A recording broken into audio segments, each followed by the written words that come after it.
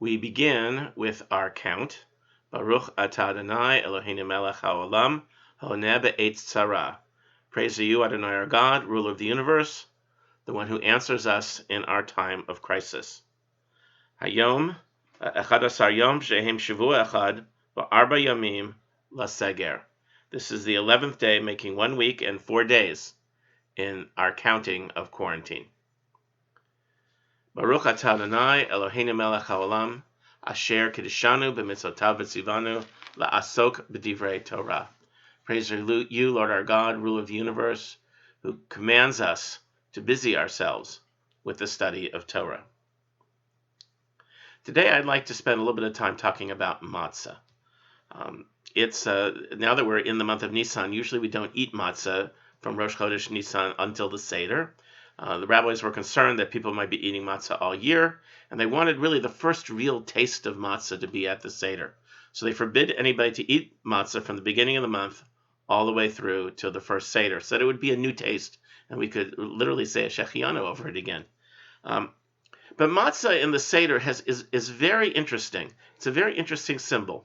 It starts out, I shouldn't say it starts out. Matzah has two entirely separate meanings. The first meaning that it has is bread of affliction, lechem oni, poor bread.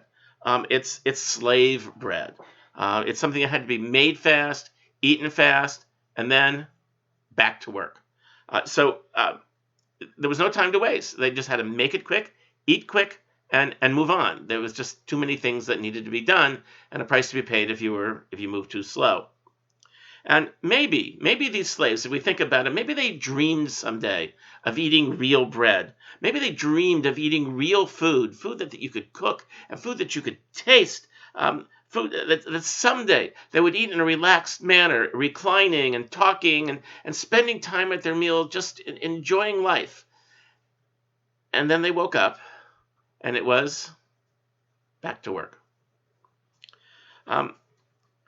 But in the middle of the Seder, matzah takes on an entirely different meaning. It becomes the bread of redemption.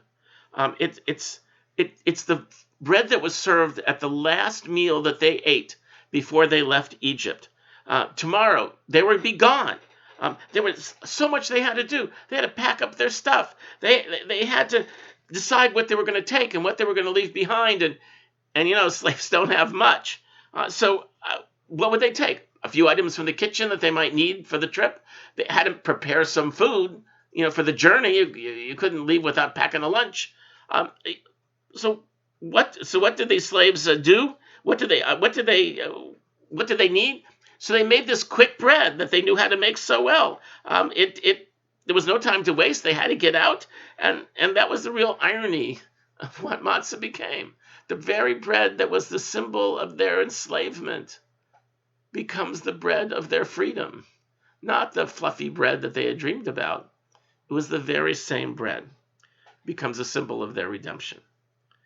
Now, you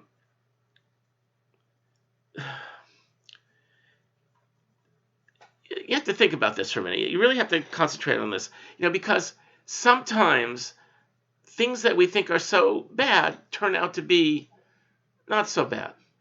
This matzah that was a symbol of enslavement turns out to be the taste of what freedom is all about. And we think about that in terms of the different viruses that we're dealing with today. We have this coronavirus, which is terrible, terrible virus that it sickens so many people so terribly and kills way too many people. And it's this terrible virus. It separates us from our families. It separates us from each other.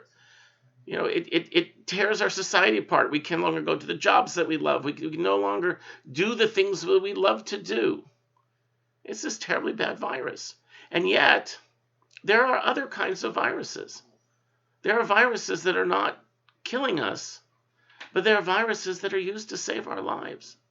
That in the world of medicine, certain types of cures are delivered to human cells on a cellular basis by viruses that have been created for the purpose of giving these medications, these new genetic details to the cells that have gone wrong.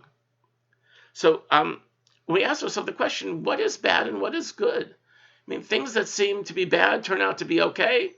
Sometimes things that we think are okay turn out to be bad. It's hard to know the difference because goodness and badness are not something that exists in nature. Things that are good or bad, they come from us. We're the ones that determine whether they're good or bad. It's in how we see them. It's in how we use them. It's in how we envision them. And that's what makes all the difference. So when we think about matzah, when we think about this bread, that was the sign of so much pain and sorrow, it becomes the central symbol of Passover, and it becomes the vision of freedom.